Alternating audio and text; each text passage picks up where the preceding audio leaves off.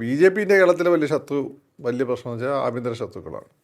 Okay, പുറത്തുനിന്നുള്ള ശത്രുക്കളെക്കാളും പാളയത്തിനകത്തെ ശത്രുക്കളാണ്. അപ്പോൾ ഈ കേരളത്തെ ഇങ്ങനെ തന്നെ കൊണ്ടുപോയി അതേസമയം തന്നെ ബി ജെ പിക്ക് സ്പേസും ഉണ്ടായിക്കൊടുത്ത് ബി ജെ പി ഒരു പോസിറ്റീവ് നോട്ടോടുകൂടി മുന്നോട്ട് കൊണ്ടുപോകാനും ശേഷിയുള്ള ഫസ്റ്റ് ആൻഡ് ലാസ്റ്റ് നേതാവാണ് അത് രാജീവ് ചന്ദ്രശേഖർ. ഇന്ത്യയുടെ ഒരു എന്താണ് പറയുക, ഒരു അഭിമാനം കൂടുതൽ ഉയരുന്നത് അവരെ സംബന്ധിച്ചിടത്തോളം അവർക്ക് അത് സന്തോഷമുണ്ട്. പക്ഷേ മോഡി വഴി ആവുന്നതിൻ്റെ പ്രോബ്ലം ഉണ്ട്. ഓക്കെ, കാരണം മോഡി ഗുജറാത്ത് കലാപത്തിൻ്റെ ആസൂത്രണം ചെയ്ത ആൾ എന്ന രീതി എന്നാണ് അവർ കരുതുന്നത്. അയാളാണ് ഒറ്റ ആളാണ് അതിന് കാരണം. അപ്പോൾ അതുകൊണ്ട് എന്തൊക്കെ ചെയ്താലും മോഡിയോട് പുറക്കാൻ വയ്യ എന്നുള്ള സാധനമുണ്ട്. പക്ഷേ അതേസമയം തന്നെ ഏറ്റവും കൂടുതൽ മുദ്രാ ലോണുകൾ മേടിക്കുന്ന കേരളത്തിൽ മുസ്ലിംസ് ആയിരിക്കും. ഇന്നല്ല നാളെ കേരളത്തിൽ ബി ജെ പി വരും. അതിലേത് പാർട്ടി നിഷ്പ്രഭമാകും എന്നുള്ളതാണ്. എന്നുവെച്ചാൽ നല്ല കെട്ടുറപ്പില്ലാത്ത പാർട്ടി നിരന്തരമായി തോൽക്കുന്ന പാർട്ടി നിഷ്പ്രഭമാകും ഏതാണെങ്കിലും.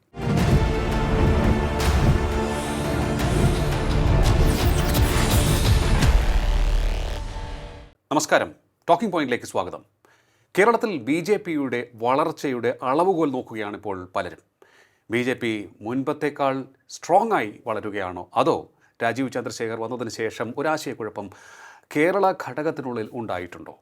അതിനെ എത്രത്തോളം അഡ്രസ്സ് ചെയ്യുവാൻ നേതൃത്വത്തിന് സാധിച്ചിട്ടുണ്ട്? പരിശോധിക്കാൻ നമുക്ക് നമ്മോടൊപ്പം ചേരുകയാണ് രാഷ്ട്രീയ നിരീക്ഷകൻ ശ്രീ ഫക്രുദ്ദീൻ അലി. നമസ്കാരം. ടോക്കിംഗ് പോയിന്റിലേക്ക് സ്വാഗതം. രാജീവ് ചന്ദ്രശേഖർ വന്നപ്പോൾ വളരെ വലിയ ഒരു മാറ്റത്തിൻ്റെ തുടക്കമാണ്. അദ്ദേഹത്തിന് മാറ്റം കൊണ്ടുവരാൻ സാധിക്കും. കൃത്യമായ വളരെ ഫോക്കസ്ഡ് ആയിട്ടുള്ള നല്ല വിഷനുള്ള ഒരു നേതാവാണ്. ഡെവലപ്മെൻറ്റായിട്ട് ചിന്തിക്കുവാനും ഡെവലപ്മെൻറ്റൽ രാഷ്ട്രീയം പ്രാവർത്തികമാക്കാനും കഴിയുന്ന ഒരാളാണ് എന്നൊക്കെ നമുക്ക് വളരെ കൃത്യമായി നിരീക്ഷിക്കാൻ സാധിച്ചിട്ടുണ്ട്. താങ്കൾ പോലും അത് പറഞ്ഞിട്ടുണ്ട്. അത് എത്രത്തോളം പ്രാവർത്തികമാക്കുവാൻ രാജീവ് ചന്ദ്രശേഖറിന് സാധിച്ചിട്ടുണ്ടെന്നാണ് കരുതുന്നത്? ഈ ഷോർട്ട് ടേം, വളരെ ചെറിയ ടേമേ ആയിട്ടുള്ളൂ, അദ്ദേഹം വന്നിട്ട് കുറച്ച് നാളെ ആയിട്ടുള്ളൂ എങ്കിലും. രണ്ട് കാര്യമാണ്, രണ്ട് ചോദ്യം ഞാൻ അങ്ങോട്ട് വയ്ക്കാം. RSSൻ്റെ ആഭ്യന്തര ശത്രുക്കൾ ആരാന്ന് പറയും? ആഭ്യന്തര ശത്രുക്കൾ അത് കമ്മ്യൂണിസ്റ്റുകാർ അതിൽ ഉൾപ്പെടും. കമ്മ്യൂണിസ്റ്റ് ഉൾപ്പെടും. കമ്മ്യൂണിസ്റ്റ് മൂന്നാമത്തതാണ്. അപ്പം ഗുരുജി അദ്ദേഹത്തിൻ്റെ ഗുരുജി ഗോൾവൽക്കർ അദ്ദേഹത്തിൻ്റെ വിചാരധാര എന്ന സമാഹാരത്തിൽ ആഭ്യന്തര ശത്രുക്കളെ പറ്റി പറയുന്നുണ്ട്. ഒന്നാമത് മുസ്ലിങ്ങൾ, രണ്ടാമത് ഹിന്ദുക്കൾ, ക്രിസ്ത്യാനികൾ, മൂന്നാമത് കമ്മ്യൂണിസ്റ്റുകാരാണ്. ഇവർ നമ്മുടെ ദേശീയതയെ തകർക്കാൻ ശ്രമിക്കുന്നത് അദ്ദേഹത്തിൻ്റെ ഒരു കാലഘട്ടത്തിലെ വിലയിരുത്തൽ. എന്നാൽ അദ്ദേഹം അതേസമയം തന്നെ എല്ലാവരെയും ഇന്ത്യൻ സ്വത്ത് അംഗീകരിച്ച് മുന്നോട്ട് പോവുകയാണെങ്കിൽ ഒരു പ്രശ്നമില്ല, നമ്മുടെ സഹോദരന്മാരായി തന്നെ ഇവിടെ താമസിക്കാം, ആ രീതി കാണണമെന്നൊക്കെ അദ്ദേഹം പറയുന്നുണ്ട്. അതിൽ നെഗറ്റീവ് കാണുന്നവർ ഈ ആദ്യം പറഞ്ഞ ആഭ്യന്തര ശത്രുക്കൾ മാത്രമേ എടുക്കും, പോസിറ്റീവായി കാണുന്നവർ രണ്ടാമത് പറഞ്ഞെടുക്കും. രണ്ടാമത് പറഞ്ഞേ പോസിബിൾ ഉള്ളൂ, ആദ്യത്തെ പോസിബിൾ അല്ല. ബി ജെ പിയെ പറ്റിയുള്ള RSSനെ പറ്റിയുള്ള പ്രധാനപ്പെട്ട വിമർശനം അതാണ്. അതെ, പക്ഷെ അവരത് മാറ്റി കേട്ടോ. അതിന് 90s കൂടി ആ ഭാഗം ഇപ്പോൾ ബുദ്ധി വിചാരധാരയൊന്നും ആ ഭാഗമൊന്നും വരുന്നില്ല. അപ്പോൾ അന്നതൊരു കോണ്ടെക്സ്റ്റിൽ വന്നൊരു സാധനം. പക്ഷേ ഇപ്പോൾ എനിക്ക് തോന്നുന്നത് അതൊക്കെ രാഷ്ട്രീയ എതിരാളികൾ ശക്തമായി പ്രചരിപ്പിക്കുന്നുണ്ട്. പക്ഷെ ഇപ്പോൾ ബി ജെ പിൻ്റെ കേരളത്തിലെ വലിയ പ്രശ്നം എന്ന് വെച്ചാൽ ആഭ്യന്തര ശത്രുക്കളാണ്. ഓക്കെ, പുറത്തുനിന്നുള്ള ശത്രുക്കളെക്കാളും പാളയത്തിനകത്തെ ശത്രുക്കളാണ്. ഓക്കെ, കാരണം കേരളത്തിൽ ബി ജെ പിയിൽ ഒരു വലിയൊരു കാസ്കേഡിങ് എഫക്റ്റാണ് രാജീവ് ചന്ദ്രശേഖർ കൊണ്ടുവന്നത്. അതുവരെ നമ്മൾ കണ്ടുകൊണ്ട് ഇവിടെ കുറേ നേതാക്കന്മാരുണ്ട്, അവർ പറഞ്ഞും സംസ്ഥാന പ്രസിഡന്റ് ആവും, അവർ തന്നെ ഇലക്ഷനിൽ അവിടെ എവിടെയും മത്സരിക്കും. കാരണം കഴിഞ്ഞ തവണ തൊട്ട് അത് മാറ്റം, ഒരു പുതിയ സ്ഥാനാർത്ഥി, കഴിഞ്ഞ ലോക്സഭ തൊട്ട് ഒരു പുതിയ സ്ഥാനാർത്ഥികളുടെ നിര വന്നു. ഓക്കെ, പിന്നെ ഈ പഴയ ആളുകളൊന്നും അത് മത്സരിച്ചിട്ടില്ല. ലീഡർഷിപ്പ് തന്നെ പഴയ ആളുകളെല്ലാം മാറി ഒരു പുതുമ വന്നു. ഇങ്ങനെ ഒരു പുതുമ ഇതിന് മുമ്പ് നമ്മൾ കണ്ടിട്ടുള്ളത് കോൺഗ്രസിൻ്റെ 2014 സ്ഥാനാർത്ഥി പട്ടികയിൽ പുതുമ ഉണ്ടായിരുന്നു. പക്ഷെ അവരുടെ പ്രശ്നം അവർക്ക് RSSന് ബി ജെ പിക്കുള്ള പോലെ സംഘടനാ സംവിധാനം ഇല്ല എന്നുള്ളൊരു പ്രശ്നം. പിന്നെ ഒരു പുതുമ നമ്മൾ കണ്ടിട്ടുള്ളത് പിണറായി വിജയൻ വന്നതിന് ശേഷം പതുക്കെയാണ് അദ്ദേഹം CPMൻ്റെ സംസ്ഥാന കമ്മിറ്റിയിലും സെക്രട്ടേറിയറ്റും എല്ലാം പുതുമുഖങ്ങളെ നിറയ്ക്കുകയും മന്ത്രിസഭയിൽ പുതിയ ആളുകളെ താരതമ്യേന യങ്ങായിട്ടുള്ള ആളുകളെ എടുക്കുകയും ഒക്കെ ചെയ്തു. ബി ജെ പി ഇതിനെല്ലാം കടത്തി വെട്ടിക്കൊണ്ട് കംപ്ലീറ്റ് ഫ്രാക്ഷൻ ഓഫ് എ സെക്കൻഡിൽ ഒരു പുതിയ ലീഡർഷിപ്പിനെയും പുതിയ നേതൃനിരയും കൊണ്ടുവന്നു എന്നുള്ളത് വളരെ പോസിറ്റീവായിട്ടുള്ള കാര്യമാണ്. അതിൻ്റെ ഇമ്പാക്റ്റ് എന്താണ് എന്നുള്ളത് കഴിഞ്ഞ ലോക്സഭാ ഇലക്ഷൻ്റെ സമയത്ത് നോക്കുകയാണെങ്കിൽ അവർ വോട്ട് പെർസെൻറ്റേജ് കൂടി 20% എന്നുള്ള ഒരു ത്രഷോൾഡിലേക്ക് അവരെത്തി എന്നുള്ളതാണ്. സോ ഗുഡ് എന്നുള്ളതാണ്. പിന്നെ കേരളത്തിൽ താമരയിൽ ഒരു സ്ഥാനാർത്ഥി അവർക്ക് വിജയിപ്പിക്കാൻ പറ്റി, സുരേഷ് ഗോപി.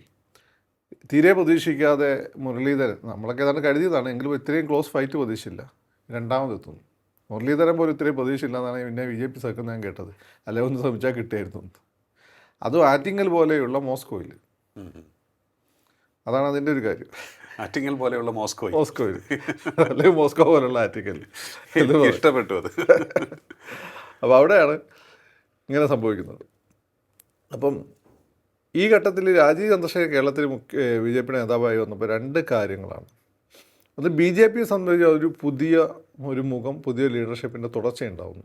ഓക്കെ. കേരളത്തെ സംബന്ധിച്ചിടത്തോളം കേരളത്തിന് നിലവിലുള്ള രീതിയിൽ കേരളത്തിൽ നിലനിൽക്കാനും പുരോഗതി ഭാവിക്കാനും രക്ഷപ്പെടാനുള്ള ലാസ്റ്റ് ചാൻസാണത്. കാരണം നിലവിലെ കേരളം എന്ന് വെച്ചാൽ ഒന്ന് നമ്മുടെയൊക്കെ ജനറേഷൻ വരെയുള്ള സെക്യുലർ ആയിട്ടുള്ള ലിബറൽ ആയിട്ടുള്ള ആളുകൾ, ജാതി മതമൊന്നും വലിയ രീതിയിൽ പരിഗണിക്കാതെ അവിടെ കല്യാണം കഴിക്കുമ്പോഴും ഏകപാത്രത്തിൽ ജാതി മതമൊക്കെ നോക്കുന്ന, നമ്മുടെ വിശ്വാസം തീവ്രമായിട്ടുള്ള എന്നാൽ മറ്റുള്ള വിശ്വാസത്തെ നെഗറ്റീവായി കാണാത്ത ആളുകൾ, അവരുടെ തലമുറ കഴിഞ്ഞിട്ട് അടുത്ത നമ്മുടെയൊക്കെ കുട്ടികളുടെ തലമുറയിലേക്ക് പോവുകയാണ്. അവർക്ക് നമ്മളത്രയൊരു ജനാധിപത്യ ബോധം സെക്യുലർ ബോധം ഉള്ളതായിട്ട് എനിക്ക് തോന്നിയിട്ടില്ല.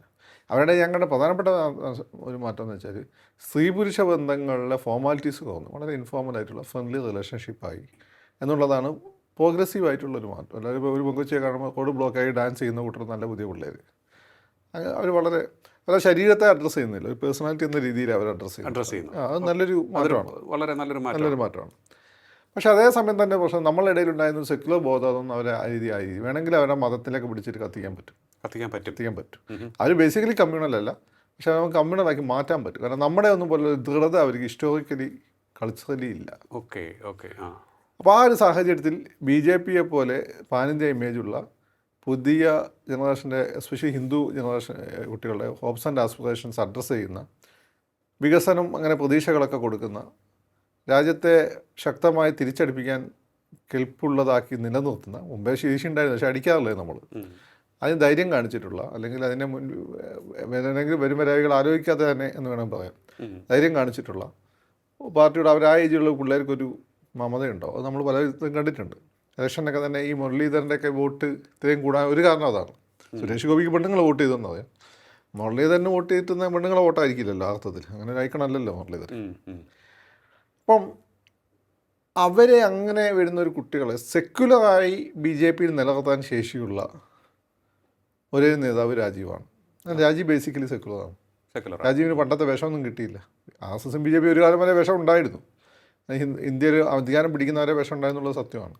ഇപ്പോൾ ഇല്ല, അവർ ആത്യന്തികമായ ലക്ഷ്യവും വിഷമല്ല. പക്ഷേ ഞാൻ പലപ്പോഴും പറഞ്ഞു ഹിന്ദുക്കൾ ഒരുമിച്ച് നിർത്താൻ അവർക്ക് ആ വിഷം ഉപയോഗിക്കേണ്ടതായിട്ട് വന്നിട്ടുണ്ട്. ഇപ്പോൾ ഈ ഇലക്ഷൻ സമയത്ത് അത്യാവശ്യം ഉപയോഗിക്കും, അതർവൈസ് ഇല്ല. പക്ഷേ രാജീവ് അങ്ങ് കൊടുത്തുവിട്ടതല്ലേ, ഹീസ് കംപ്ലീറ്റ്ലി സെക്യുലർ. കേരളത്തിന് പറ്റിയ, മലയാളി ആഗ്രഹിക്കുന്ന, മലയാളിയാണ്, മലയാളി പേരുകളുണ്ട് എന്ന പുറത്ത് വലിയ വിജയങ്ങൾ നേടിയിട്ടുള്ള, എല്ലാ അർത്ഥത്തിലും രാഷ്ട്രീയമായും സാമ്പത്തികമായിട്ടും എല്ലാം വിജയം നേടിയിട്ടുള്ള, പുതിയ കാലഘട്ടത്തിൻ്റെ സ്പന്ദനങ്ങൾ അറിയാവുന്ന, അടുത്ത കാലഘട്ടത്തെ എങ്ങനെ രൂപപ്പെടുത്തണം കൃത്യമായ ധാരണയും ബോധവും ലോകപരിചയമുള്ള നേതാവാണ്. ഓക്കെ. രാജീവ് പരാജയപ്പെട്ടാൽ സംഭവിക്കാൻ പോകുന്നത് ബി ജെ പി ഇതേപോലെ പണ്ടക്കണ്ട കമ്മ്യൂണിസം മാത്രമേ രക്ഷയുള്ളൂ ഉള്ളതുകൊണ്ട് കമ്മ്യൂണൽ സ്വഭാവമുള്ള വേറെ ആരെയും പിടിച്ചിട്ട് അതൊരു തീവ്ര രീതിയിലേക്ക് അവർ പെട്ടെന്ന് തീ പിടിക്കുകയും ചെയ്യരുത്. ഓക്കെ. അതിനുള്ള എല്ലാ ബാക്ക് ടോക്ക് ഇവിടെ ഒരുങ്ങിയിട്ടുണ്ട്. കാരണം താങ്കൾ നമ്മുടെ ഫക്രുദ്ദീൻ തന്നെ പറഞ്ഞിട്ടുള്ള ഒരു വിഷയം എന്ന് പറയുന്നത് ഉത്തരേന്ത്യൻ പൊളിറ്റിക്സ് അല്ല കേരളത്തിലെ പൊളിറ്റിക്സ്, ദക്ഷിണേന്ത്യൻ പൊളിറ്റിക്സ്. കേരളത്തിലെ പൊളിറ്റിക്സ് വളരെ ഒരു എലീറ്റ് ആയിട്ടുള്ള, സോഫാർ ഒരു എലീറ്റാണ്.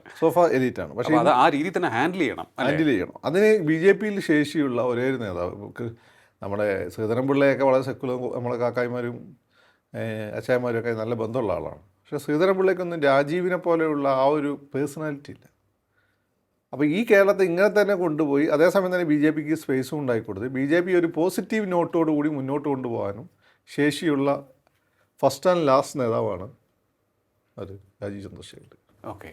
വേറൊന്ന് സുരേഷ് ഗോപിയാണ്. പക്ഷേ അണ്ണൻ്റെ പ്രശ്നം വെച്ചാൽ ചില സമയത്ത് അണ്ണൻ ഭരചന്ദ്രനായി. ഇത് പിന്നെ ആ പ്രശ്നമൊന്നുമില്ല, ഇത് ബുദ്ധനെ പോലെയാണ്, അത്യാവശ്യത്തിനെ സംസാരിക്കുള്ളൂ, സംസാരിച്ച പോലെ ഉണ്ടാവും. പിന്നെ ലോകവിവരം, അങ്ങനെ ആരോട് ശത്രുതയില്ല, പോസിറ്റീവ് കാര്യങ്ങൾ മാത്രമേ പറയുള്ളൂ. ആകപ്പാടെ എനിക്ക് തോന്നുന്നു മറ്റേ ഒരു പ്രതീക്ഷ വിശ്വനാഥൻ പറഞ്ഞു കൊടുത്തിട്ട് ഒരിക്കലും ആ ബോംബ് പൊട്ടിയ സമയത്ത്, ആലുവയിൽ ബോംബ് പൊട്ടിയ സമയത്ത് എന്തോ ഒരു ഡയലോഗ് അടിച്ചു ചോദിച്ചു, പിന്നെ അവർ ആവർത്തിച്ചിട്ടില്ല. പ്രതീക്ഷ വിശ്വനാഥൻ അങ്ങനെ പറഞ്ഞെടുക്കാൻ സാധ്യതയുള്ളൂ, രാജീവ് ടൈപ്പല്ല. ആ ഒഴിച്ച് ക്ലീനാണ് മൂപ്പരുടെ ഇമേജ്. ഇപ്പോൾ പറയുന്നത് എല്ലാം പോസിറ്റീവ്. ഇലക്ഷൻ സമയത്ത് പോലും മൂപ്പര് നെഗറ്റീവ്സ് പറയുന്നില്ല, അത് വലിയൊരു കാര്യമാണ്. അപ്പം രാജീവ് തോറ്റു കഴിഞ്ഞാൽ സംഭവിക്കുമ്പോൾ നഷ്ടം കേരളത്തിനാണ്. ഓക്കെ. ഇനി അതിഭീകരമായിട്ട് കമ്മ്യൂണൽ സ്വഭാവമുള്ള ഏതെങ്കിലും നേതാക്കന്മാർ അവർ കൊണ്ടുവരും. കാരണം സെക്യുലറിസം പരാജയപ്പെട്ടു. അതെ, അവിടെയാണ് എനിക്കൊരു സംഭവം ചോദിക്കാനുള്ളത് അല്ലെങ്കിൽ ശ്രദ്ധയിൽപ്പെടുത്താനുള്ളത്. ഈ പൊതുവിൽ ഇപ്പോഴുള്ളൊരു വിലയിരുത്തൽ എന്ന് പറയുന്നത് ചില നേതാക്കളോടൊക്കെ തന്നെ പറയുമ്പോൾ മറ്റു പാർട്ടികളുടെ നേതാക്കളോട് സംസാരിക്കുമ്പോൾ മനസ്സിലാക്കാൻ സാധിക്കുന്നതെന്ന് പറഞ്ഞാൽ ഓക്കെ, പുറമേ നിന്ന് നോക്കുമ്പോൾ അല്ലെങ്കിൽ ഉപരിയായിട്ട് നമ്മൾ ഈ അർബൻ മേഖലകളിലൊക്കെ തന്നെ നോക്കുമ്പോൾ ഓക്കെ BJP ആക്സെപ്റ്റബിളാണ്, അവരുടെ ഒരു ന്യൂനപക്ഷ വിരോധം ഒന്നും കാണുന്നില്ല. ഇവിടെ അർബൻ മേഖലകളിലുള്ള മുസ്ലിങ്ങൾക്കും ആ ഒരു ഫീലുണ്ട്. അത്തരത്തിലൊരു മാറ്റം കൊണ്ടുവരാൻ സാധിച്ചിട്ടുണ്ട്. രാജീവ് ചന്ദ്രശേഖറിൻ്റെ ഒരു ഇഫക്റ്റ് അല്ലെങ്കിൽ പൊതുവെ മറ്റ് നേതാക്കളും ഞാൻ നാട്ടിൽ പോയി ഇതിനെ കൂടെ കാര്യം പറയാം. ഞാൻ നാട്ടിൽ പോയത് നമ്മളെ നാട്ടിൻ പ്രദേശമാണല്ലോ. അതെ, അതാണ് ഞാൻ. അപ്പോൾ ഞാൻ അവിടെ 2 കിലോമീറ്റർ വണ്ടി കിട്ടാത്തതുകൊണ്ട് ഞാൻ 2 കിലോമീറ്റർ നടന്നാണ് പോയത്. ഒരു പള്ളീൻ്റെ മുന്നിൽ കൂടെ പോകുന്നത്. ഉച്ചയ്ക്ക് നോമ്പ് സമയമാണ്, പള്ളി നിസ്കാരത്തിലാണെന്ന്. അപ്പം നമ്മൾ അപ്പാൻ്റെ എൻ്റെയൊക്കെ ഒരു പഴയ ഫ്രണ്ട്, എടാ ഞാൻ പറയുന്നതൊക്കെ കേൾക്കാറുണ്ട്, രാജീവ് ജയിക്കാൻ സാധ്യതയുണ്ട്, അയാൾ നല്ല മനുഷ്യനാണ്. ഞാൻ ഫസ്റ്റ് സുരേഷ് ഗോപിയാണ് പറഞ്ഞത്. സുരേഷ് ഗോപി ജയിക്കാൻ സാധ്യത, മുപ്പർ എന്തെങ്കിലുമൊക്കെ വിളിച്ചു അറിയുന്നു, രാജീവ് ജയിക്കാൻ സാധ്യതയുണ്ട്. അപ്പം ഞാൻ വിചാരിച്ചത് രാജീവ് തോറ്റാൽ എനിക്ക് പ്രശ്നം, സുരേഷ് ഗോപി ജയിച്ചിട്ടെന്നുള്ളതാണ് എൻ്റെ അന്നത്തെ. രണ്ടുപേരും ജയിക്കണം, പക്ഷേ സുരേഷ് ഗോപിയാണ് എൻ്റെ ഫസ്റ്റ് പ്രയോറിറ്റി. ഞാൻ പറഞ്ഞത് അന്നേ രാജീവിൻ്റെ അദ്ദേഹം ഒന്നും അങ്ങനെ ചിന്തിക്കേണ്ട ഒരാളല്ല. അദ്ദേഹം ഒരു ഇടതുപക്ഷ സ്വഭാവമുള്ള പള്ളിയിലൊക്കെ പോകുന്ന നല്ല മുസ്ലിമാണ്. അദ്ദേഹം എന്നോട് വന്നു രാജീവ് ജയിക്കും എന്ന് അദ്ദേഹം പറയേണ്ട ആവശ്യമില്ല. അതെ, അല്ല രാജീവിൻ്റെ അന്ന് നമ്മുടെ ചർച്ചയിലൊക്കെ തന്നെ നമുക്ക് ഒരു ഈസി ആയിട്ട് പറയാൻ സാധിക്കുന്ന ഒരു കാര്യം അദ്ദേഹത്തിൻ്റെ ആ ഒരു പോസിറ്റീവ് അപ്രോച്ചാണ്. എതിരാളികളെ ഒരു തരത്തിലും തേജോവധം ചെയ്യുന്നില്ല, ആക്രമിക്കുന്നില്ല, വിവാദങ്ങൾ എടുത്തിട്ട് കൃത്യമായ പ്ലാനാണ്. അദ്ദേഹം കമ്പ്യൂട്ടറും കൊണ്ട് ഈ വിഴിഞ്ഞ ആ പ്രദേശത്ത് പോകുന്നു. അവിടെ ഇരുന്നുകൊണ്ട് അദ്ദേഹം എക്സ്പേർട്ടുകളെ കുറിച്ച് ചർച്ച ചെയ്യുന്നു. അങ്ങനെ പറഞ്ഞു ഇവിടെ ഇന്നെന്ന സ്ഥലത്ത് കടൽ കയറാൻ സാധ്യതയുണ്ട്. അങ്ങനെ പറഞ്ഞു ഒരാഴ്ച കഴിയുമ്പോൾ അവിടെയൊക്കെ കടൽ കയറി. അങ്ങനെ വളരെ സയൻറ്റിഫിക്കായിട്ട് പ്രിസൈസ് ആയിട്ടുള്ള ഇൻ്റർവെൻഷനായിട്ട്. അതെ, കൃത്യമായിട്ട് ഇതാണ് പ്രശ്നം, ദിസ് ഈസ് ദ പ്രോബ്ലം, ഇതാണ് സോൾവിങ്. അല്ല രാഹുൽ ഗാന്ധി പറയുന്ന പോലെ see this he has 100 votes എന്നുള്ള ഇതിപ്പോൾ പിന്നെ തമാശ ആവുന്ന സംഭവമല്ല. ഇങ്ങനെ പലയിടത്തിലൊക്കെ കടൽ കയറി. അല്ല ഇതിപ്പോൾ അതുകൊണ്ട് ഞാൻ ഒന്നുകൂടി ഞാനും പറയാം. അതായത് എൻ്റെ ഒരു സുഹൃത്ത് ഈ ബീഹാർ തെരഞ്ഞെടുപ്പിൻ്റെ റിസൾട്ട് വന്നതിന് ശേഷം എനിക്ക് അയച്ചൊരു മെസ്സേജ് ഉണ്ട്. എൻ്റെ ക്ലാസ്സിൽ ഒരു വിദ്വാൻ ഉണ്ടായിരുന്നു. അവൻ ക്ലാസ്സിൽ തകർപ്പൻ പ്രകടനമായിരുന്നു, പവർ പോയിൻറ്റ് പ്രസൻറ്റേഷനൊക്കെ നടത്തുമായിരുന്നു. പക്ഷേ എക്സാം കഴിഞ്ഞ് റിസൾട്ട് വന്നപ്പോൾ അവൻ തോറ്റു. അല്ലാതെ എനിക്കും സംഭവിച്ചില്ല. ഈ എല്ലി പഠിക്കുമ്പോൾ എനിക്കന്ന് ലാപ്ടോപ്പ് ഞാൻ കണ്ടിട്ട് പോലും ഇല്ല, അവിടെ പോയിട്ട് കാണും. എൻ്റെ കൂടെ നമ്മുടെ ബാപ്പി ലാഹിരിയുടെ കൊച്ചുമോളുണ്ടായിരുന്നു. ബാപ്പി ലാഹിരി ഹിന്ദി. ഇവളാണെങ്കിൽ ഡൂണ് സ്കൂൾ പോലുള്ള സ്കൂളൊക്കെ പഠിച്ച് ഭയങ്കര മ്യൂസിഷ്യനുമാണ്, ലാപ്ടോപ്പ്. അപ്പോൾ എൻ്റെ ടീച്ചർ എന്ന് വെച്ചാൽ വിഷ്ണുപ്രിയ ദത്ത്, ഉൽപ്പുൽ ദത്ത് എന്ന് പറയുന്ന ബംഗാളി ബോളിവുഡ് നടനുണ്ടല്ലോ, ബോളിവുഡിലെ വലിയ നടനാണ്, സ്വഭാവം നടൻ, അയാളെ മോളായിരുന്നു. അപ്പോൾ ഇവർ അസൈൻമെൻറ്റ് കൊടുക്കുന്നു, ഇവൾ ചാടി പിടിച്ച് അസൈൻമെൻറ്റ് ചെയ്യുന്നത്, എനിക്കത് ഒരു പിടുത്തവും കിട്ടുന്നില്ല. എന്താണ് അവസാനം ഇവൾ വന്ന് കമ്പ്യൂട്ടർ പ്രസൻറ്റേഷൻ ഞാനിങ്ങനെ ഞെട്ടിയിരിക്കുകയാണ് പ്രസൻറ്റേഷൻ കണ്ട്. അവസാനം റിസൾട്ട് വന്നപ്പോൾ അവൾക്ക് B+, എനിക്ക് A-. അല്ല ഇതാണ് അപ്പോൾ ഞാൻ ചോദിച്ച പറഞ്ഞ ഇതാണ്, ഈ രാഹുൽ ഗാന്ധി ഇത്തരത്തിലുള്ള പ്രസൻറ്റേഷൻ നടത്തിയിട്ട് കാര്യമില്ല, വർക്ക് ചെയ്യണം എന്നുള്ളതാണ്. പക്ഷേ നേരെ മറിച്ച് രാജീവ് ചന്ദ്രശേഖറിൻ്റെ കാര്യം എടുത്ത് പരിശോധിക്കുക, അദ്ദേഹം വർക്ക് ചെയ്ത് കൃത്യമായിട്ടുള്ളൊരു സൊല്യൂഷനാണ് കാണിക്കുന്നത്. അപ്പോൾ ആ സൊല്യൂഷൻ അദ്ദേഹം മുന്നോട്ട് വയ്ക്കാൻ സാധിച്ചിട്ടുണ്ട്. പക്ഷേ ഞാൻ പറഞ്ഞു വന്നത് ഇത്തരത്തിൽ അർബൻ മേഖലകളിൽ ഒരു ചേഞ്ച് കൊണ്ടുവരാൻ സാധിച്ചിട്ടുണ്ട്. പക്ഷേ ഗ്രാമീണ മേഖലകളിലേക്ക് പോകുമ്പോൾ BJPയെ ഭയത്തോട് കാണുന്ന ന്യൂനപക്ഷങ്ങൾ ഒരുപാടുണ്ട്. ഇവരുടെ പല കാര്യങ്ങളിലേക്കുറിച്ചും ഒക്കെ തന്നെ ആശങ്കയുണ്ട് അവർക്ക്. ഈവൻ SIRനെ കുറിച്ച് പോലും വലിയൊരു ആശങ്കയാണ് അവരുടെ മനസ്സിൽ. എൻ്റെ അമ്മ എന്നെ വിളിച്ചു തോന്നുന്നു. എൻ്റെ അമ്മ വളരെ ബോധപൂർവ്വമുള്ള ഒരു സ്ത്രീയാണ്. എടാ ആ SI എന്ന സമയം ഈ പെട്ടെന്ന് വന്ന് പൂരിപ്പിച്ച് കൊടുക്കുക കേട്ടോ, അല്ലെങ്കിൽ വയസ്സെല്ലാം കൊണ്ടി വരും. ഉമ്മാനായി ഈ പേടിപ്പിച്ച് കളഞ്ഞു. മാമ നിങ്ങൾ എന്തിനാണ് നിങ്ങളെ വാപ്പ സാന്ത്വന തന്നെ അതിൻ്റെ പെൻഷൻ മേടിക്കുന്നുണ്ട്, അതിൻ്റെ രേഖകളോടുണ്ട്. വലിയപ്പക്ക് ബാങ്കിൽ ജോലി ഉണ്ടായിരുന്നു. അപ്പം വലിയപ്പൻ്റെ സർട്ടിഫിക്കറ്റ്സാണ്. പിന്നെ നമ്മൾ പേടിക്കുന്നത് വെച്ചാൽ അമ്മനെ മനസ്സിലാക്കി കൊടുത്തു. പക്ഷേ അമ്മ കിട്ടുന്ന ഒരു പൊതുബോധം അമ്മ ജീവിക്കുന്ന ഒരു സാഹചര്യത്തിൽ നിന്ന് അതാണ്. അവിടെയുള്ള കമ്മ്യൂണിസ്റ്റുകാരും കോൺഗ്രസ്സുകാരും മുസ്ലിങ്ങളുമാണ്. കമ്മ്യൂണിസ്റ്റുകാരും കോൺഗ്രസ്സുകാരും ഹിന്ദു ഉണ്ട്, മുസ്ലിംസും ഉണ്ട്.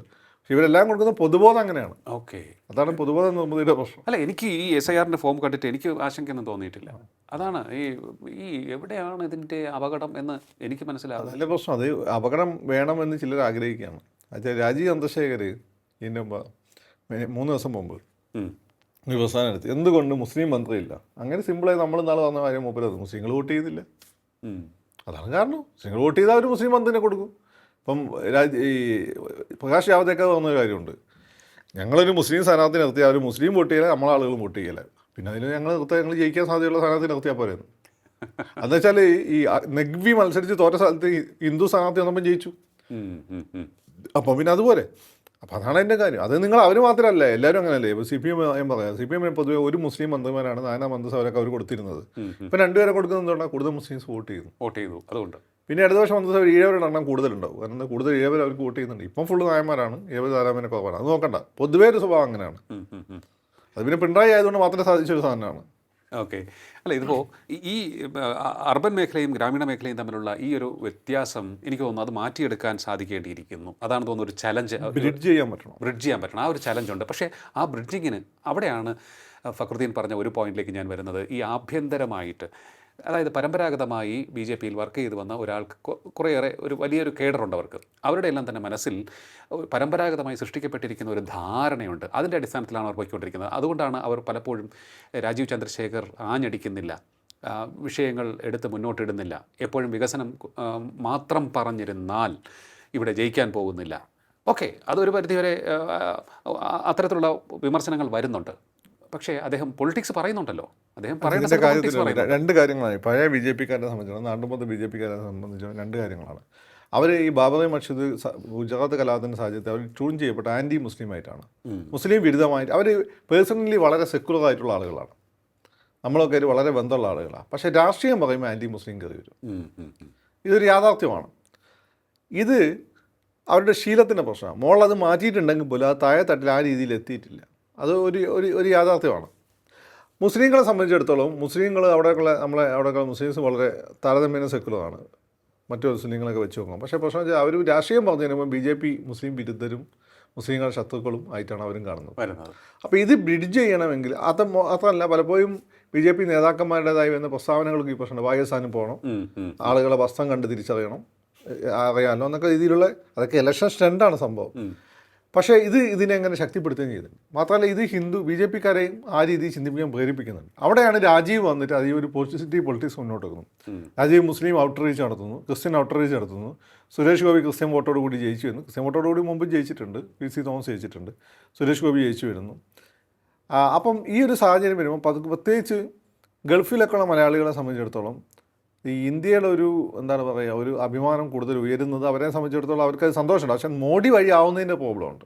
ഓക്കെ, കാരണം മോഡി ഗുജറാത്ത് കലാപത്തിൻ്റെ ആസൂത്രണം ചെയ്ത ആൾ എന്ന രീതി എന്നാണ് അവർ കരുതുന്നത്. അയാളാണ് ഒറ്റ ആളാണ് ഇതിന് കാരണം. അപ്പോൾ അതുകൊണ്ട് എന്തൊക്കെ ചെയ്താലും മോഡിയോട് പോക്കാൻ വയ്യ എന്നുള്ള സാധനമുണ്ട്. പക്ഷേ അതേസമയം തന്നെ ഏറ്റവും കൂടുതൽ മുദ്രാ ലോണുകൾ മേടിക്കുന്ന കേരളത്തിൽ മുസ്ലിംസ് ആയിരിക്കും, മലപ്പുറത്താണ്. അപ്പോൾ അത് പതുക്കെ ഈ ആറ്റിറ്റ്യൂഡിന് മാറ്റം വരുത്തും. ഓക്കെ, മാറ്റം വരും. പക്ഷേ മാറ്റം വരുത്താതിരിക്കാൻ ശ്രമിക്കുന്നതാണ് ചില പത്രമാധ്യമങ്ങൾ, വെസ്റ്റഡ് ഇൻട്രസ്റ്റോട് കൂടി മുസ്ലിം സമൂഹത്തിൻ്റെ ഇടയിൽ പ്രവർത്തിക്കുന്ന ചില പത്രമാധ്യമങ്ങളുണ്ട്. അത് വൈകുന്നേരം ചർച്ച കൂടിയിട്ട് രാജീവ് ചന്ദ്രശേഖരനെ പറ്റി അവർ പറഞ്ഞത് അയാൾ അങ്ങനെയാണോ പറയേണ്ടത്, ഞങ്ങൾ മുസ്ലിങ്ങൾക്ക് സീറ്റ് കൊടുക്കില്ല എന്നല്ലേ പറയേണ്ടത്, എങ്കിലല്ലേ അവർക്ക് ഗുണമുള്ളൂ. അല്ല മുസ്ലിങ്ങൾക്ക് വോട്ട് ചെയ്യാത്തതുകൊണ്ട് സീറ്റ് കൊടുക്കാതെ അയാൾക്ക് നെഗറ്റീവ് അല്ലേ? എന്തൊരു സ്നേഹം, ഈ കൊല്ലം തുളസി പറയുന്ന പോലെ രാജീവിനോട് എന്തൊരു സ്നേഹം ഇതല്ലേ.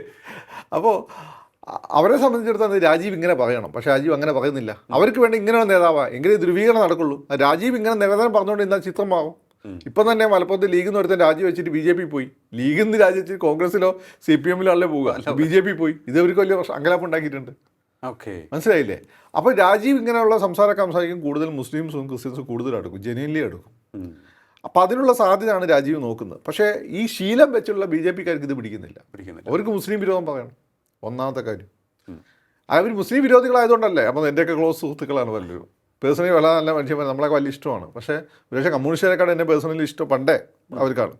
പക്ഷേ രാഷ്ട്രീയം പറയുമ്പോൾ അവർ ഈ ഒരു ആൻറ്റി മുസ്ലിം സാധനത്തിൽ കയറി വരും. അത് അറിയാതെ വരുന്നതാണ്, പിന്നെ അന്നത്തെ ഒരു കോണ്ടക്സ്റ്റിലും വരുന്നതാണ്.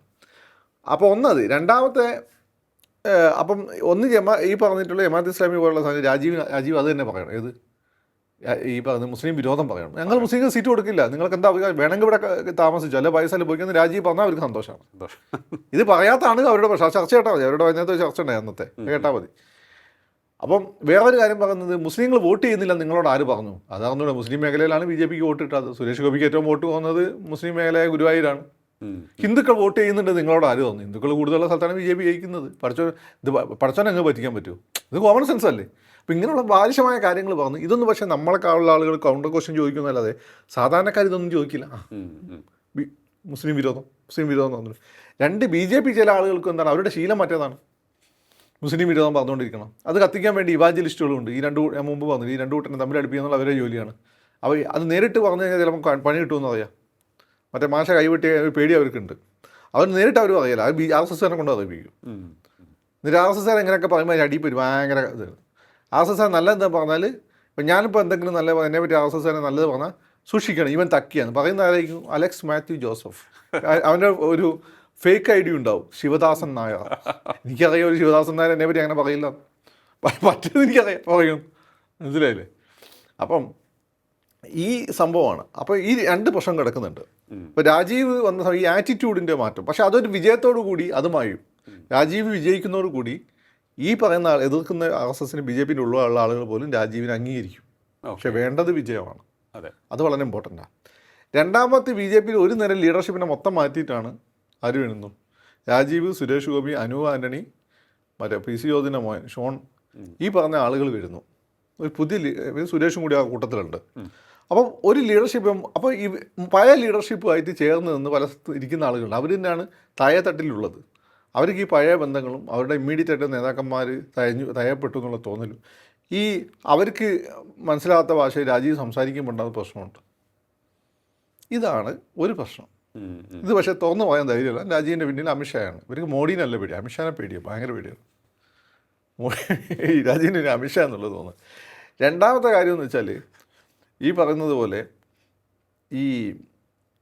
ഇനിയിപ്പം രാജീവ് സക്സസ് ആയി കണ്ടു കഴിഞ്ഞാൽ പിന്നെ രാജീവാണല്ലോ ഇവിടുത്തെ മുഖം. അപ്പോൾ പിന്നെ രാജീവ് ഈ പറഞ്ഞ അനൂപ് ആൻ്റണിയെ പോലുള്ള പുതിയ ആളുകളെ കൊണ്ടുവരും.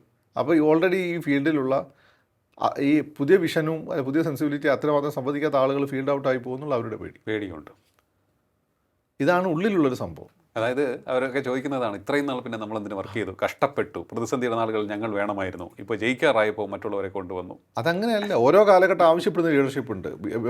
ഇന്ത്യയിൽ BJP ഒന്നും അല്ലാത്ത സമയത്താണ് അവരൊക്കെ ലീഡറായിട്ട് വന്നത്. അന്ന് മുസ്ലിം വിരോധം പറയേണ്ടിയിരുന്നു അവർക്ക്. അന്ന് കോൺഗ്രസ് പറയുന്നതിനെ മൊത്തം എതിർക്കേണ്ടിയിരുന്നു. ഇന്ന് കോൺഗ്രസിനകത്ത് ഭരിക്കുന്നത് BJP RSS ആണ്. മാത്രമല്ല അവർക്ക് ഇന്ന് മുസ്ലിം വിരോധം പറയുകയല്ല വേണ്ടത്, മുസ്ലിങ്ങളെയും കൂടി ദേശീയധാരയുടെ ഭാഗമായി നിലനിർത്തിക്കൊണ്ട് മുന്നോട്ട് പോവുക, അങ്ങനെ ഇന്ത്യയെ ശക്തിപ്പെടുത്തുക എന്നുള്ളതാണ്. അങ്ങനെ തീവ്രവാദം ഇങ്ങനെയുള്ള എലിമെൻറ്റ്സ് നമുക്ക് കുറയ്ക്കാൻ പറ്റുള്ളൂ. എങ്കിലും രാജ്യത്തിൻ്റെ വേണ്ടിയിട്ട് കൂടുതൽ കാശ് നമുക്ക് ചിലവഴിക്കാൻ പറ്റും, മിലിറ്ററിയിൽ നിന്ന് പോലീസിൽ നിന്ന് മാറ്റി ചിലവഴിക്കാൻ പറ്റുള്ളൂ. അതാണ് അവരുടെ ഇപ്പോഴത്തെ അജണ്ട. പക്ഷേ ഇത് കൺവിൻസ് ചെയ്യിക്കണ്ടേ? അപ്പോൾ അതിന് രാജീവിനെ പോലുള്ള ലീഡർഷിപ്പ് വേണം. പക്ഷേ എന്താ സംഭവിക്കാൻ പോകുന്നതെന്ന് വെച്ചാൽ, സംഭവിക്കാൻ പോകുന്നതെന്നല്ല, രാജീവ് തോൽക്കുകയാണെങ്കിൽ BJP കമ്മ്യൂണൽ ഇതിലേക്ക് അവർ തിരിച്ചു പോകും. കേരളത്തിലും പോകും. കാരണം അതിപ്പം പറ്റിയ മണ്ണ് ഓടിക്കുന്നത് ലവ് ജിഹാദ്, ലാൻഡ് ജിഹാദ്, നാക്കോട്ട് ജിഹാദ്, ക്രിസ്ത്യാനികൾ ഇങ്ങനെ റെഡിയായിരിക്കുകയാണ്. ക്രിസ്ത്യാനികൾ ഒരു ഇവാഞ്ചലിസ്റ്റുകൾ ചൂടാക്കുന്നുണ്ട്, കത്തോലിക്കർ ചിലർ അതിൽ വീഴുന്നുണ്ട്, നമ്മളാളുകൾ നന്നായിട്ട് അത് കത്തിക്കുന്നുണ്ട്. ആ ഒരു ബോധത്തെ നിലനിർത്താൻ ശ്രമിക്കുന്നുണ്ട്.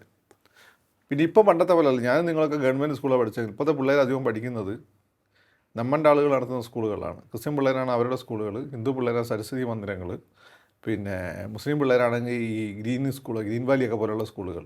മറ്റേ കുറച്ച് അങ്ങോട്ടും ഇങ്ങോട്ടും പോകുന്നുണ്ടെങ്കിൽ പോലും ഇപ്പോൾ ആര്യ സെൻട്രൽ സ്കൂളിലും ഭാരതീയ വിദ്യാഭവനിലൊക്കെ ഞാൻ തട്ട പിള്ളേരെ കണ്ടിട്ടുണ്ട്. പക്ഷേ വളരെ കുറവാണ്, വളരെ അപൂർവമാണ്. പിന്നെ തട്ടം കോൺട്രവേഴ്സി ഉണ്ടാവുന്നു സ്കൂളിൽ. അപ്പോൾ ഇതൊക്കെ വരുമ്പോൾ സമൂഹങ്ങൾ ഇങ്ങനെ ഓരോ പോക്കറ്റുകളായിട്ട് മാറി പരസ്പരമുള്ള ഇൻട്രാക്ഷൻ കുറയുമ്പോൾ തെറ്റിദ്ധാരണകൾ വളരെ കൂടും. ഉത്തരേന്ത്യയിലെ പോലെ തന്നെയാണ് നമ്മളെ സ്ഥിതി. അവർ തെറ്റിദ്ധാരിക്കും പുതിയ പിള്ളേരെ, അവരെ കത്തിക്കാൻ വളരെ എളുപ്പമാണ്. അങ്ങനെ ലീഡർഷിപ്പിന് ഇട്ട് കൊടുക്കും. അത് രാജീവിനെ പോലെ മെനക്കെടുകയും വേണ്ട. രണ്ട് ഫയറി ആയിട്ടുള്ള പ്രസംഗങ്ങൾ നടത്തി കഴിഞ്ഞാൽ ആളുകളെ കത്തിക്കാൻ പറ്റും. അത് കേരളത്തെ ഇല്ലാതാക്കാൻ പോകുന്നത് സത്യത്തിൽ BJP ആയിരിക്കില്ല, ഇങ്ങനെ കമ്മ്യൂണൽ സ്വഭാവമുള്ള ലീഡർഷിപ്പ് ആയിരിക്കും. അതുകൊണ്ട് അങ്ങനെ കമ്മ്യൂണൽ സ്വഭാവം ഇല്ലാത്ത രാജീവിനെ പോലുള്ള ആളുകളെ പ്രൊമോട്ട് ചെയ്യേണ്ടത് കേരളത്തിൻ്റെ ഒരു ബാധ്യതയാണ്. അതാണ് അതിൻ്റെ ഒരു കാര്യം. അതായത് ഈ BJPയുടെ മാത്രമല്ല, കാലഘട്ടത്തിൻ്റെ ആവശ്യമാണ് രാജീവ് ചന്ദ്രശേഖരനെ പോലെയുള്ള നേതാക്കൾ. ഇപ്പം BJPയുടെ ഞാൻ പറഞ്ഞുതരാം. BJP രൂപീകരിച്ച സമയത്ത് അവരുടെ ഗാന്ധിയൻ സോഷ്യലിസ്റ്റ് ആയിരുന്നു അവരുടെ ഐഡിയോളജി. അത് ജനതാ പാർട്ടിയെ പോലെ എല്ലാവരും ഉൾക്കൊണ്ട് മുന്നോട്ട് പോകാമെന്നുള്ളതായിരുന്നു. പക്ഷെ അത് വിജയിച്ചില്ല. അതപ്പോൾ അവരെന്ത് ചെയ്തു? അതാണ് അഡ്യാനി പുതിയ സിദ്ധാന്തമായിട്ട് വരുന്നത്, ഗോ ബാക്ക് ടു റൂട്ട്സ്, വേരുകളിലേക്ക് തിരിച്ചു പോവുക. വേരുകൾ എന്താണ്? ഹിന്ദുത്വം, മുസ്ലിം വിരുദ്ധത, അയോധ്യ വിഷയം വരുന്നു. അത് വളരെ സക്സസ് ആയി. അത് സക്സസ് ആയി ഓടിച്ചതിന് ശേഷമാണ് അവർ തിരിച്ചിപ്പം ഇപ്പോൾ ഈ സമന്വയത്തിൻ്റെ പാതയിലേക്ക് വന്നത്. ഇതാണ് അവർ ഉദ്ദേശിക്കുന്നത്, ഇൻക്ലൂസീവ് ആയിട്ടുള്ള പോകുന്നത്. കേരളത്തിൽ ഇതേ സംഭവം ആവർത്തിക്കും. ഇപ്പം എടുക്കുന്നത് വളരെ സമന്വയത്തിൻ്റെ ലൈനാണ്. ഇപ്പോൾ അനൂപാണെങ്കിൽ നല്ല ബോധം വീരമുള്ള പയ്യനാണ്. സുരേഷ് ആണെങ്കിൽ പണ്ടത്തെ തീവ്രവാദം ഒന്നും ഇപ്പോൾ അല്ല. സുരേഷ് വളരെ സ്വാഭാവികമാണ്. വേറെ ഒന്നും നമ്മൾ ഗോപാലകൃഷ്ണനാണ്. ഗോപാലകൃഷ്ണനും വളരെ സ്വാഭാവിക മനുഷ്യനാണ്. പിന്നെ ചർച്ചയിൽ വന്ന് ഇങ്ങോട്ട് കൊടുക്കും. അത് നമ്മളൊക്കെ ഏതാണ്ട് ഒരേ ടൈപ്പ് ആളുകളാണ്. അത്രയേ ഉള്ളൂ. പിന്നെ വേറെ ഒന്നുള്ളത് പിന്നെ നമ്മൾ ഷോണാണെങ്കിൽ വളരെ സൈലൻ്റ് ആയിട്ട് കൃത്യമായി കാര്യങ്ങൾ ചെയ്യുന്ന, അങ്ങേയറ്റം പ്രകോപനം ഉണ്ടെങ്കിൽ പോലും കമ്മ്യൂണലിസം പറയാത്ത ഒരാളാണ് ഷോൺ. അപ്പോൾ ഇങ്ങനെയുള്ള നല്ല ലീഡർഷിപ്പ് ഇപ്പോൾ അവർക്കുണ്ട്. കേരളം ആഗ്രഹിക്കുന്ന ലീഡർഷിപ്പും BJPക്ക് ഉണ്ട്. എന്തായാലും അത് കൊണ്ടുവരാൻ രാജീവ് ചന്ദ്രശേഖരന് കൊണ്ടുവരാൻ പറ്റിയിട്ടുണ്ട്. അതിൻ്റെ സപ്പോർട്ടും കിട്ടി. പക്ഷേ ഈ പഞ്ചായത്ത് ഇലക്ഷൻ നിർണ്ണായക, അത് രാജീവിന് തിരിച്ചടി വന്നാൽ പ്രശ്നമാണ്. പക്ഷേ എനിക്ക് തോന്നുന്നു ഈ ഒരു ഗ്യാപ്പ് ബ്രിഡ്ജ് ചെയ്യുവാനുള്ള ഇടപെടൽ ആര് നടത്തും? അതായത് ഇപ്പോൾ രാജീവ് ചന്ദ്രശേഖറിൻ്റെ ആശയങ്ങളെ ഒരു ആശങ്കയോടെ നോക്കി നിൽക്കുന്ന, അല്ലെങ്കിൽ ഒരു സംശയത്തോടെ നോക്കി നിൽക്കുന്ന ആ പഴയ ബി ജെ പിക്കാർ, ഈ ആശയങ്ങളും ആ പഴയ ബി ജെ പിക്കാരുടെ മനസ്സിലെ ധാരണകളെയും തമ്മിൽ ബ്രിഡ്ജ് ചെയ്യേണ്ടതുണ്ട്. എങ്കിൽ മാത്രം അതൊരു സക്സസിൻ്റെ പ്രധാനപ്പെട്ട ഒരു കാര്യം തന്നെ ആയിരിക്കില്ലേ ബി ജെ പി? മൈനോറിറ്റിയുടെ ചുമതലയാണ് ബ്രിഡ്ജ് ചെയ്യുക എന്നുള്ളത്. രാജീവിന് ഇന്നല്ല നാളെ കേരളത്തിൽ ബി ജെ പി വരും. അതിലേത് പാർട്ടി നിഷ്പ്രഭമാകും എന്നുള്ളതാണ്. എന്നുവെച്ചാൽ നല്ല കെട്ടുറപ്പില്ലാത്ത പാർട്ടി, നിരന്തരമായി തോൽക്കുന്ന പാർട്ടി നിഷ്പ്രഭമാകും ഏതാണെങ്കിലും. ഓക്കെ. അപ്പം ബി ജെ പിയിനെ തടഞ്ഞു നിർത്താൻ പറ്റില്ല. കാരണം B J P pan Indian ഫോഴ്സാണ്. മലയാളികളുടെ മനസ്സിൽ ഹിന്ദുയിസം വളരെ ശക്തമാണ്. ദേശീയതയും ഇപ്പോൾ വളരെ ശക്തമാണ്. ഹിന്ദുത്വ ശക്തമല്ല എന്നേ ഉള്ളൂ. ഹിന്ദുത്വത്തിലേക്കൊരു 10% ഡിഫറൻസേ ഉള്ളൂ. മനസ്സിലായില്ലേ? 10% ഡിഫറൻസേ ഉള്ളൂ. തീവ്ര ഹിന്ദുത്വം അല്ല, മൃദു ഹിന്ദുത്വത്തിലേക്ക് 10% ഡിഫറൻസേ ഉള്ളൂ. അപ്പോൾ അത് ഈ മൈനോറിറ്റീസിൻ്റെ ഉത്തരവാദിത്തമാണ്. മൈനോറിറ്റീസിനെ അത് ബ്രിഡ്ജ് ചെയ്യാൻ പറ്റുള്ളൂ. അപ്പുറത്തുനിന്ന് പോകുന്ന വോട്ട് ഇപ്പുറത്ത് അവർക്ക് കൊടുക്കാൻ പറ്റുള്ളൂ. മൈനോറിറ്റീസിന് അങ്ങനെ ഒരു ഉത്തരവാദിത്തമുണ്ട്. അത് വളരെ കൃത്യമായി ബി ജെ പി ക്രിസ്ത്യൻ കമ്മ്യൂണിറ്റിക്ക് മെസ്സേജ് കൊടുത്തിട്ടുണ്ട്. ഞാൻ കേട്ടത് അമിത്ഷാ പറഞ്ഞത്, നിങ്ങൾ ആദ്യം റിസൾട്ട് കൊണ്ടുപോവാ. അവർ തൃശ്ശൂർ റിസൾട്ട് കാണിച്ചു കൊടുത്തു, പകരം കുര്യനെ മന്ത്രിയാക്കി. അപ്പം തന്നെ റിസൾട്ട് പ്രതിഫലവും കിട്ടുന്നു അല്ലേ? അതന്നെ. അപ്പോൾ അതൊരു നല്ല സൈനാണ്. ഇപ്പോൾ ഇൻക്ലൂസീവായിട്ട് പോകുന്ന ബി ജെ പി സംശയത്തോടെ നമ്മൾ കാണേണ്ടതില്ല. അവിടെയാണ് മറ്റൊരു കാര്യം കൂടി. ഇപ്പോൾ ഓക്കെ, ക്രിസ്ത്യൻസിന് മെസ്സേജ് കൊടുത്തു, അവർ കൃത്യമായി പ്രതികരിച്ചു. മറുവശത്ത് നോക്കുമ്പോൾ ഇതിന് ഉൾട്ടയായിട്ടുള്ളൊരു നീക്കമാണ് മുസ്ലിം ലീഗിൽ നടക്കുന്നതെന്ന് വേണമെങ്കിൽ പറയാം. നമ്മൾ പലപ്പോഴും പറഞ്ഞിട്ടുള്ള കാര്യമാണ്. മുസ്ലിം ലീഗിനെ സംബന്ധിച്ച് അവിടുത്തെ ബോധത്തെ ഒരു തലമുറ കൊണ്ട് നിങ്ങൾ ബോധമാകും. ജമാഅത്തെ ഇസ്ലാമി സ്വാധീനിച്ചിട്ടുണ്ട്. ഈ പുതിയ പിള്ളേരെ നല്ലൊരു പങ്ക് അവരുടെ സംസാര രീതി കണ്ടാൽ അറിയാം. പിന്നെ അവർ ജനിച്ചു വളർന്ന കാലമാണ് ബാബു മസ്ജിദ്, ബോംബെ കലാപം, കോയമ്പത്തൂർ കലാപം, മാറാട് കലാപത്തിലൊക്കെ അണ്ടുകൂട്ടനും ഒരേപോലെ ഉണ്ട്. പിന്നെ ഗുജറാത്ത് കലാപം, ഇതിൻ്റെയൊക്കെ കാലഘട്ടമാണത്തില്ല. അപ്പോൾ സ്വാഭാവികമായിട്ടും ദേശീയ തലത്തിൽ മുസ്ലിങ്ങൾ പീഡിപ്പിക്കപ്പെടുന്ന പിന്നിൽ ഇതിൻ്റെയൊക്കെ വില്ലൻ സ്ഥാനത്ത് ബി ജെ പി ആണല്ലോ ഉള്ളത്. നാദാപുരത്ത് മാത്രമാണ് കമ്മ്യൂണിസ്റ്റ് വില്ലന്മാരാവുന്നുള്ളൂ. ബാക്കിയുള്ളത് വില്ലന്മാർ ബി ജെ പി ആണ്. അപ്പം ഇത് തന്നെയാണ് കേരളത്തിലെ മുസ്ലിങ്ങളുടെ സ്ഥിതി എന്ന് ധരിച്ചു പോകുന്ന, അങ്ങനെ ഈ മുസ്ലിം സർക്കിളിൽ മാത്രം ജീവിക്കുന്ന പിള്ളേർ അങ്ങനെയാണ് വിചാരിച്ചിട്ടുണ്ടാവുക. അവരാണ് ഇപ്പോഴത്തെ ഒരു എന്താ പറയുക, ഒരു 30കളിലൊക്കെ എത്തി നിൽക്കുന്ന ആളുകൾ. അതിൻ്റെ ഒരു പ്രശ്നമുണ്ട്. അതാണ് കാര്യം. അല്ലേ? ഇതിപ്പം നോക്കുമ്പോൾ ഇപ്പോൾ പിന്നെ അവരുടെ മക്കൾ കുറച്ചുകൂടി എക്സ്ക്ലൂസീവാണ്. മുസ്ലിം സ്കൂളുകളിൽ പോകുന്നു, ഹിന്ദുക്കളായിട്ട് വലിയ ബന്ധമല്ല.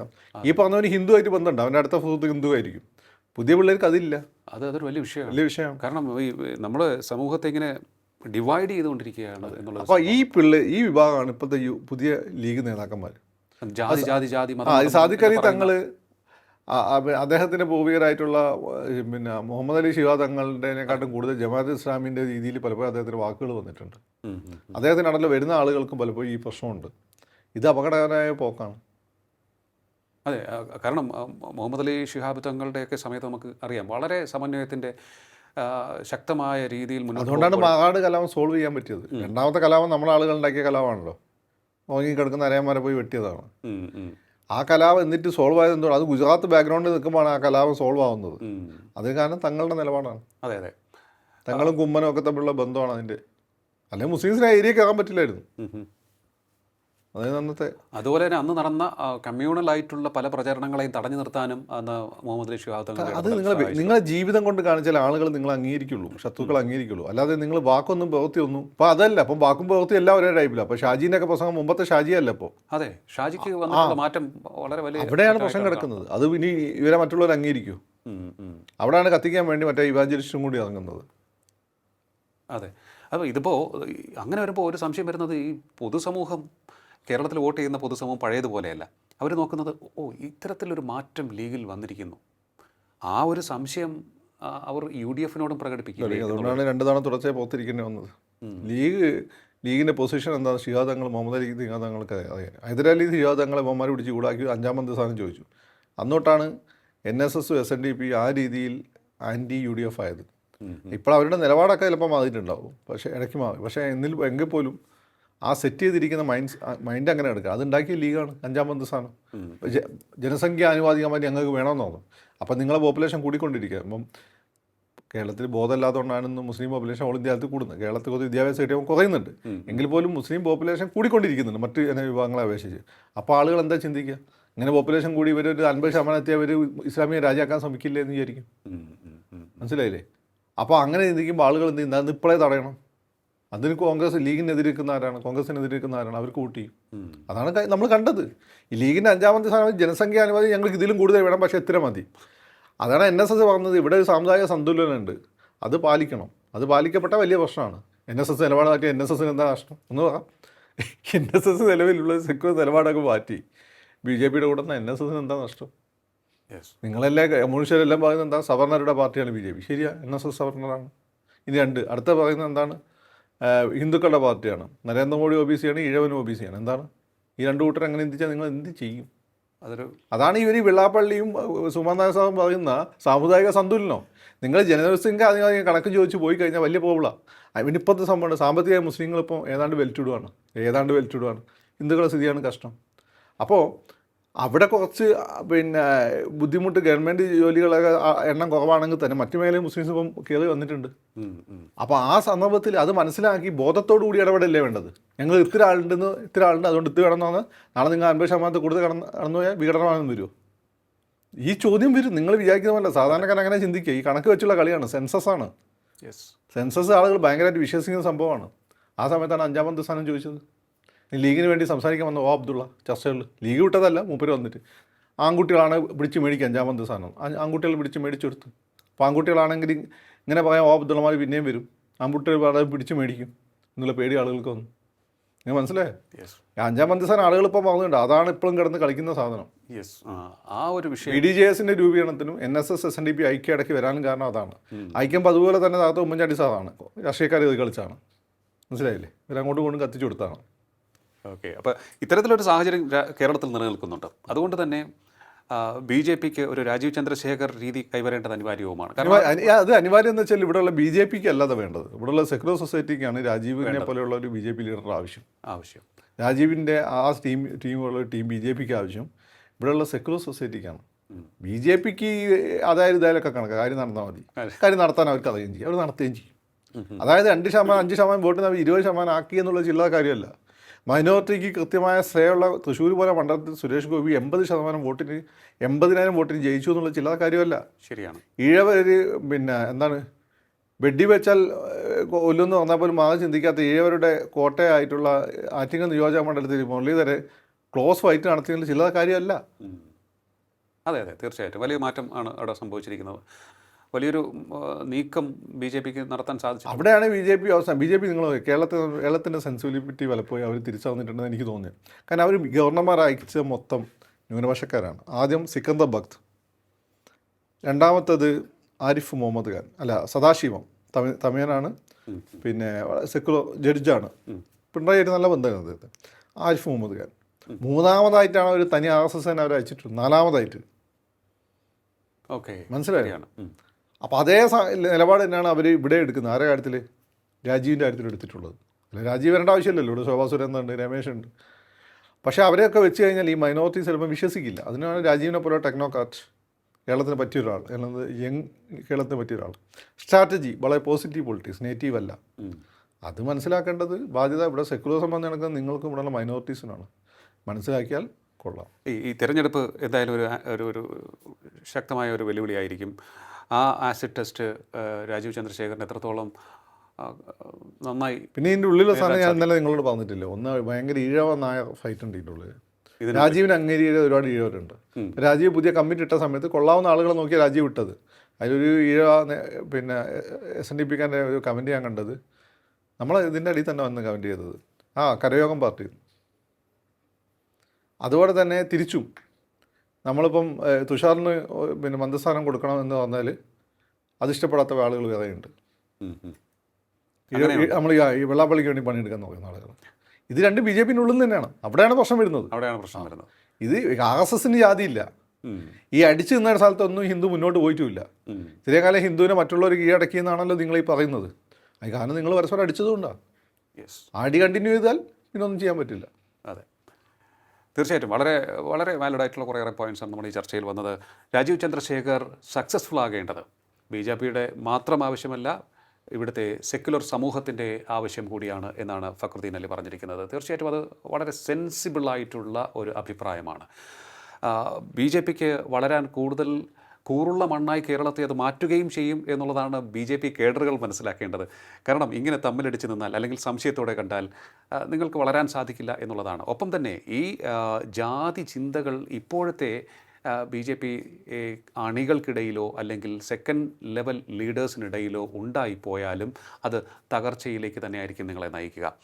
ഒപ്പം രാജീവ് ചന്ദ്രശേഖർ മുന്നോട്ട് വയ്ക്കുന്ന വികസന രാഷ്ട്രീയം അത് നാടിനും നാട്ടുകാർക്കും ഒരുപോലെ ഗുണം ചെയ്യുകയും BJPയെ ഞാൻ നേരത്തെ സൂചിപ്പിച്ച പോലെ കുറേ കൂടി ഉയരത്തിലേക്ക് പ്ലേസ് ചെയ്യാൻ സഹായിക്കുകയും ചെയ്യും എന്നുള്ളതാണ് യാഥാർത്ഥ്യം. എന്തായാലും ഈ വരാൻ പോകുന്ന തദ്ദേശ തെരഞ്ഞെടുപ്പ് ഒരു ആസിഡ് ടെസ്റ്റ് തന്നെ ആയിരിക്കും രാജീവ് ചന്ദ്രശേഖറിനെ സംബന്ധിച്ചിടത്തോളം എന്നുള്ള കാര്യത്തിൽ യാതൊരു സംശയവുമില്ല. ഓർക്കുക, ഫക്രുദ്ദീൻ അലി പറഞ്ഞൊരു പോയിന്റ്, ഈ സമന്വയത്തിൻ്റെ പാത പരാജയപ്പെട്ടാൽ, അതായത് രാജീവ് ചന്ദ്രശേഖർ പരാജയപ്പെട്ടാൽ ഒരു തീവ്ര നിലപാടിലേക്ക് പോകാൻ സാധ്യതയുള്ള നേതാക്കളെ ആയിരിക്കും ഇവിടേക്ക് വീണ്ടും കൊണ്ടുവരുന്നത് എന്നുള്ളതായിരിക്കും, അല്ലെങ്കിൽ അത്തരത്തിലുള്ള നേതാക്കളായിരിക്കും നേതൃത്വത്തിലേക്ക് വരിക എന്നുള്ളതാണ് നമ്മൾ ചിന്തിക്കേണ്ട മറ്റൊരു വശമെന്നും ഫക്രുദ്ദീൻ പറഞ്ഞു വയ്ക്കുകയാണ്. എന്തായാലും കാത്തിരുന്ന് കാണാം ഈ തദ്ദേശ തെരഞ്ഞെടുപ്പിലെ റിസൾട്ട് എത്രത്തോളം BJPക്ക് അനുകൂലമാക്കുവാൻ രാജീവ് ചന്ദ്രശേഖറിന് സാധിക്കും എന്ന്.